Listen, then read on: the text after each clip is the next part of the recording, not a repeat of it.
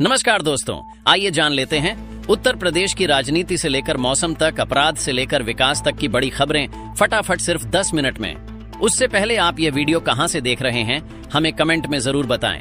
आप एटीएम से मिलेगा राशन। डिजिटल इंडिया को बढ़ावा देने के लिए सार्वजनिक वितरण प्रणाली के तहत राशन अब एटीएम से मिलेगा।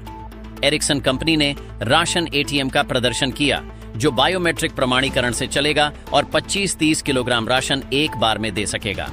लोग अपनी सुविधानुसार कहीं से भी 24 घंटे राशन ले सकेंगे। उत्तर प्रदेश में बारिश का सिलसिला थमने से मौसम फिर बदलने वाला है। 9 अक्टूबर से अगले 5 दिनों तक प्रदेश के किसी भी हिस्से में बारिश की संभावना नहीं है, जिससे लोगों को फिर से भीषण गर्मी और चिपचिपी उमस का सामना करना पड़ सकता है। उत्तर प्रदेश सरकार की मुख्यमंत्री सामूहिक विवाह योजना के तहत अब हर योग्य जोड़े को 1 लाख रुपए की आर्थिक सहायता मिलेगी। इसमें 60,000 रुपए सीधे कन्या के खाते में, 25,000 रुपए उपहार के लिए और 15,000 रुपए आयोजन पर खर्च होंगे। इसके लिए ऑनलाइन आवेदन किया जा सकता है। समाजवादी पार्टी के अध्यक्ष अखिलेश यादव 23 महीने बाद रामपुर पहुंचकर आजम खान से मुलाकात की। आजम खान की शर्त के चलते अखिलेश यादव अकेले ही उनसे मिलने पहुंचे, इसलिए रामपुर के सांसद मोहिबुल्ला नदवी को बरेली में ही छोड़ना पड़ा। सीतापुर जिले के रामकोट में सीतापुर हरदोई मार्ग के चौड़ीकरण के तहत बस्ती के अंदर 1200 मीटर लंबा 10 मीटर चौड़ा सीसी मार्ग बनाया जाएगा, जिसे 1.5 फीट ऊंचा किया जाएगा। इसके साथ ही बाईपास और ओवरब्रिज का निर्माण भी जल्द शुरू होने की उम्मीद है। मुख्यमंत्री योगी आदित्यनाथ के निर्देश पर मिशन शक्ति 5.0 अभियान के तहत 22 सितंबर से 1 अक्टूबर तक उत्तर प्रदेश में पुलिस ने 8.5 लाख से अधिक वाहनों की गहन चेकिंग की। इस दौरान काली फिल्म, अवैध हूटर और स्टंटबाजी सहित 2.45 लाख से अधिक वाहनों पर कार्रवाई की गई। उत्तर प्रदेश में अब बिहार की तरह मतदाता सूची का विशेष गहन पुनरीक्षण SIR शुरू होगा। हर मतदाता को गणना फॉर्म भरकर हस्ताक्षर करना होगा, जिसके लिए BLO घर घर जाएंगे ताकि फर्जी वोटर्स और घुसपैठियों के नाम सूची से हटाए जा सकें। देव दीपावली से पहले वाराणसी में पर्यटकों के लिए हेलीकॉप्टर सेवा शुरू होगी। नमो घाट से उड़ान भरकर 7 से 8 मिनट की इस हवाई यात्रा में घाटों, श्री काशी विश्वनाथ धाम और मंदिरों के अद्भुत दर्शन कराए जाएंगे, जिससे पर्यटन को बढ़ावा मिलेगा। योगी सरकार का बड़ा फैसला। कन्नौज जिले की 499 ग्राम पंचायतों के विकास के लिए केंद्र सरकार ने 9.91 करोड़ रुपए का अनटाइड फंड जारी किया है। इस धनराशि से गांवों में सड़क, नाली, सोलर लाइट और ओपन जिम जैसे मूलभूत विकास कार्य कराए जाएंगे। उत्तर प्रदेश में BTC 2001 बैच के 2800 शिक्षकों को पुरानी पेंशन का लाभ मिलेगा। बेसिक शिक्षा विभाग ने बेसिक शिक्षा निदेशक से इन शिक्षकों का जल्द ब्यौरा मांगा है, क्योंकि इनका प्रशिक्षण 28 मार्च 2005 से पहले पूरा हो गया था। सहारा इंडिया में निवेशकों के फंसे बकाया फंड्स को लौटाने की प्रक्रिया शुरू हो गई है। कंपनी ने मुआवजा देने के लिए एक नई योजना बनाई है, जिसके तहत निवेशक ऑनलाइन या संबंधित कार्यालय में आसान आवेदन प्रक्रिया के माध्यम से रिफंड के लिए आवेदन कर सकते हैं। आजम खान और उनके बेटे अब्दुल्ला आजम को सुप्रीम कोर्ट से बड़ा झटका लगा है। सुप्रीम कोर्ट ने 2 पैन कार्ड मामले में आजम खान की याचिका को खारिज कर दिया है, जिसके बाद अब रामपुर की स्पेशल MP MLA कोर्ट में सुनवाई होगी, जिससे उनकी मुश्किलें बढ़ सकती हैं। सोने के भाव में भयंकर उछाल आया है। बुधवार को 10 ग्राम सोने की कीमत 2,600 रुपए बढ़कर 1,26,600 रुपए के सर्वकालिक उच्चतम स्तर पर पहुंच गई है। 3 दिनों में यह 6,000 रुपए बढ़ा है। अमेरिकी सरकार का बंद होना और बढ़ते वैश्विक तनाव इसकी मुख्य वजह है। चांदी भी 3,000 रुपए महंगी हुई है। वाराणसी में राज्यपाल आनंदीबेन पटेल ने प्री स्कूल शिक्षा को बढ़ावा देने के लिए आंगनबाड़ी कार्यकर्ताओं को first and basic kit FCC वितरित की। यह किट 3 से 6 वर्ष की आयु के बच्चों के बौद्धिक और रचनात्मक विकास को प्रभावी बनाने में सहायक होगी। राजधानी लखनऊ से महज 45 किलोमीटर दूर रहीमाबाद के वृंदावन गांव में आजादी के 77 साल बाद भी बिजली नहीं पहुंची है, जिससे करीब 1.5 दर्जन घर अंधेरे में जीने को मजबूर हैं। ग्रामीणों को दिए और ढिबरी की रोशनी में काम चलाना पड़ता है। PM किसान सम्मान निधि का लाभ ले रहे किसानों के लिए जरूरी खबर है। मऊ में 4,524 किसान ऐसे पाए गए हैं जिनमें पति पत्नी दोनों लाभ उठा रहे थे, जो नियमों के खिलाफ है।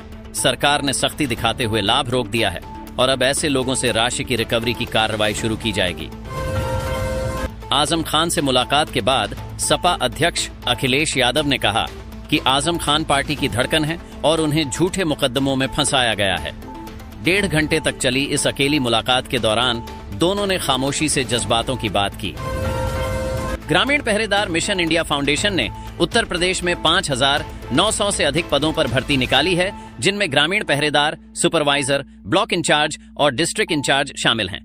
शैक्षणिक योग्यता 10वीं पास से स्नातक तक है और सैलरी 39,300 रुपए तक मिल सकती है। आवेदन की अंतिम तिथि 15 नवंबर 2025 है। संत प्रेमानंद महाराज के स्वास्थ्य को लेकर सोशल मीडिया पर वायरल हो रहे वीडियो फर्जी हैं। वृंदावन स्थित उनके आश्रम में संतों ने बताया कि महाराज बिल्कुल स्वस्थ हैं और एकांतिक वार्तालाप भी कर रहे हैं, केवल उनकी पदयात्रा ही स्थगित की गई है। संभल जिले के कई गांवों में बेमौसम लगातार बारिश के कारण किसानों को भारी नुकसान हुआ है। धान की कट चुकी फसल में पानी भर गया है, जिससे पैदावार लगभग आधी रह गई है। संकट में आए किसान अब सरकार और प्रशासन से उचित मदद की गुहार लगा रहे हैं। घर बनवाने वालों के लिए अच्छी खबर है, क्योंकि सरिया के दामों में तगड़ी गिरावट आई है। अक्टूबर की शुरुआत से ही कई बड़े शहरों में सरिया सस्ता हुआ है, जिससे हाउस कंस्ट्रक्शन की लागत कम हो सकती है, जिसका मुख्य कारण कई राज्यों में हो रही बारिश को माना जा रहा है। बसपा सुप्रीमो मायावती 9 अक्टूबर को कांशीराम की पुण्यतिथि पर लखनऊ में एक विशाल रैली के जरिए दलितों में अपनी पैठ की ताकत दिखाएंगी। पार्टी इस कार्यक्रम में प्रदेश भर से 5 लाख लोगों को जुटाने का दावा कर रही है, ताकि कॉडर में फिर से जान फूंकी जा सके। बलिया में राज्यपाल आनंदीबेन पटेल ने जननायक चंद्रशेखर विश्वविद्यालय के दीक्षांत समारोह में छात्रों को चेताया है कि कक्षाओं में 75% उपस्थिति अनिवार्य है, अन्यथा वह परीक्षाएं कैंसिल कर देंगी। उन्होंने नशे की प्रवृत्ति और लिव इन रिलेशनशिप के खतरों पर भी गंभीर चिंता व्यक्त की। कानपुर में जिला उपभोक्ता विवाद प्रतितोष आयोग ने बैंक की गलती से एक अभ्यर्थी की एपीओ मुख्य परीक्षा छूटने पर एसबीआई को 7 लाख रुपए का मुआवजा देने का आदेश दिया है। बैंक विलंब के कारण परीक्षा शुल्क आयोग के खाते में जमा नहीं कर सका था। भोजपुरी एक्टर पवन सिंह से पारिवारिक कलह के बीच उनकी पत्नी ज्योति सिंह ने प्रेस कॉन्फ्रेंस करके अपना पक्ष रखा और प्रधानमंत्री नरेंद्र मोदी से न्याय की गुहार लगाई। उन्होंने सवाल किया कि मेरे सिंदूर का क्या होगा, मेरी लाज रखी जाए। ज्योति सिंह ने गर्भपात कराए जाने जैसे गंभीर आरोप भी पवन सिंह पर लगाए हैं।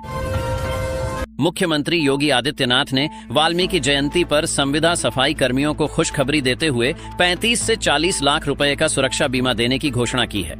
साथ ही अब आउटसोर्सिंग कंपनियों की जगह सरकार का कारपोरेशन सीधे उनके बैंक खाते में पैसा देगा। फतेहपुर के श्री राम मनोहर यादव पीजी महाविद्यालय में टैबलेट वितरण समारोह आयोजित हुआ।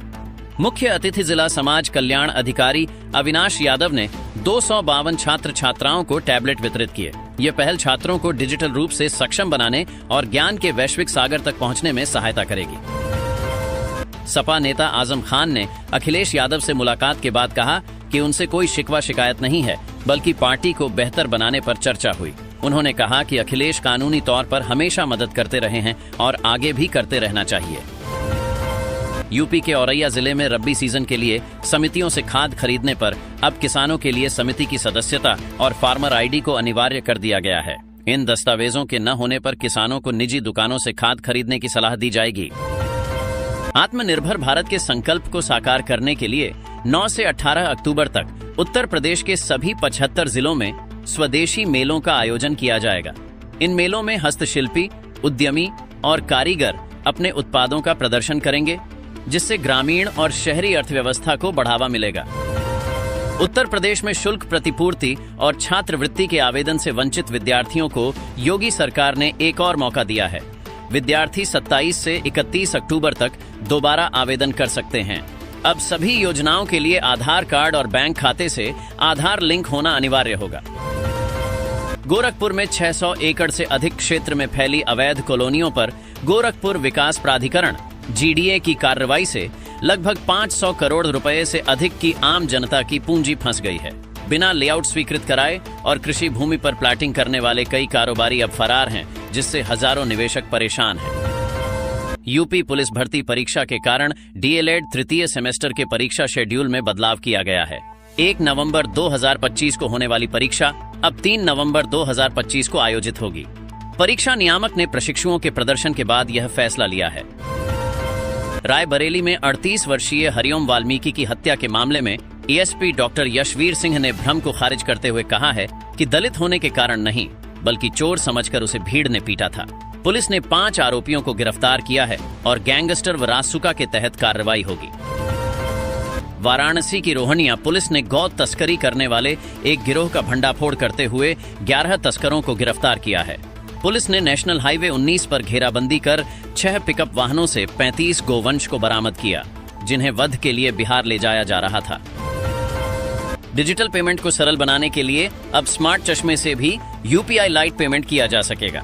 एनपीसीआई ने इस नई सुविधा को लॉन्च किया है, जिससे यूजर्स को क्यूआर कोड स्कैन करके और आवाज से कमांड देकर छोटे मोटे पेमेंट करने के लिए मोबाइल फोन या पिन की जरूरत नहीं होगी। बीजेपी नेता संगीत सोम ने समाजवादी पार्टी पर विवादित बयान दिया है। उन्होंने सपा को आतंकवादियों की पार्टी बताते हुए कहा कि अखिलेश यादव का पीडीए का मतलब पाकिस्तान डेवलपमेंट अथॉरिटी है। उन्होंने आरोप लगाया कि सपा नफरत फैलाकर वोट बैंक की राजनीति कर रही है। मुख्य न्यायाधीश पर जूता फेंकने की घटना के विरोध में आम आदमी पार्टी ने 10 अक्टूबर को पूरे प्रदेश में विरोध प्रदर्शन करने का ऐलान किया है। आप सांसद संजय सिंह ने इसे भारत के संविधान और आत्मा पर हमला बताया। प्रयागराज में मेजा पुलिस ने 2015 में इंडियन ऑयल की पाइपलाइन काटकर तेल चोरी करने के मास्टरमाइंड रवि उर्फ बिद्दी को 10 साल बाद खुसरोबाग से गिरफ्तार कर लिया है। मुख्यमंत्री योगी आदित्यनाथ इस साल भी दीपावली का पर्व गोरखपुर के वनटांगिया गांव के ग्रामवासियों के साथ मनाएंगे। मुख्यमंत्री 20 अक्टूबर को जंगल तिनकोनिया नंबर 3 वनटांगिया गांव पहुंचकर उपहार और मिठाइयां वितरित कर खुशियां साझा करेंगे। आगरा में उटंगन नदी हादसे में डूबे 12 युवकों के शव निकालने के लिए 125 घंटों तक देश का सबसे लंबा बचाव अभियान चला। दशहरे के दिन मूर्ति विसर्जन के दौरान नदी में डूबे इन युवकों के शव मंगलवार शाम तक एनडीआरएफ, सेना और पीएसी की टीम ने तीव्र प्रयास से बरामद किए। रीवा जिले में मध्य प्रदेश उत्तर प्रदेश सीमा से सटे गांवों में पिछले 5 दिनों से देर रात आसमान में रहस्यमय ड्रोन उड़ने से दहशत फैल गई है। ग्रामीणों ने चोरी के लिए रेकी की आशंका जताई है, जबकि पुलिस ने सर्वे ऑफ इंडिया द्वारा ड्रोन उपयोग की जांच करते हुए अफवाहों पर ध्यान न देने की अपील की है। मैनपुरी के घिरोर में 765 केवी पावर ग्रिड उपकेंद्र के निर्माण कार्य की नींव रखी गई है। यह उपकेंद्र राजस्थान में बनी सौर ऊर्जा को सीधे उत्तर प्रदेश में स्थानांतरित करेगा, जिससे अगले साल दिसंबर तक यूपी को सस्ती और स्वच्छ बिजली मिलनी शुरू हो जाएगी। ज्योतिबा फुले नगर में शादी के 17 साल बाद 5 बच्चों की मां अपने बहनोई के साथ घर से 1,20,000 रुपए लेकर फरार हो गई। ई रिक्शा चालक पति को यह पता चलने पर होश उड़ गए और उसने थाने में तहरीर दी, जिसके बाद पुलिस ने जांच शुरू कर दी है। पीएम किसान सम्मान निधि योजना के तहत उत्तराखंड, हिमाचल प्रदेश, पंजाब और जम्मू कश्मीर के लगभग 36 लाख किसानों को 21वीं किस्त मिल चुकी है। बाकी करोड़ों किसानों को भी नवंबर की बजाय दिवाली से पहले यह किस्त जारी होने की संभावना है, जिसके लिए आधिकारिक घोषणा का इंतजार है। यूपी के देवरिया जिले के महर्षि देवराहा बाबा मेडिकल कॉलेज की पानी की टंकी में करीब 10 दिनों तक लाश सड़ती रही और मरीज व तीमारदार वही पानी पीते रहे। बदबू आने पर मामले का खुलासा हुआ। जयपुर अजमेर हाईवे पर दूदू के पास एलपीजी सिलेंडरों से भरा एक ट्रक टक्कर के बाद आग के गोले में बदल गया। करीब 3 घंटे तक चले इस खौफनाक अग्निकांड में 200 सिलेंडर एक एक कर जलते और फटते रहे, जिससे ट्रक पिघलकर कबाड़ हो गया और एक व्यक्ति की मौत हो गई। प्रधानमंत्री नरेंद्र मोदी ने मुंबई में एयरपोर्ट उद्घाटन समारोह में कांग्रेस पर जमकर हमला बोला। उन्होंने कहा कि 2008 मुंबई हमले के वक्त कांग्रेस सरकार ने आतंकवाद के सामने घुटने टेक दिए थे और विदेशी दबाव के कारण पाकिस्तान पर जवाबी हमला नहीं किया, जिसकी कीमत देश को जाने गंवाकर चुकानी पड़ी।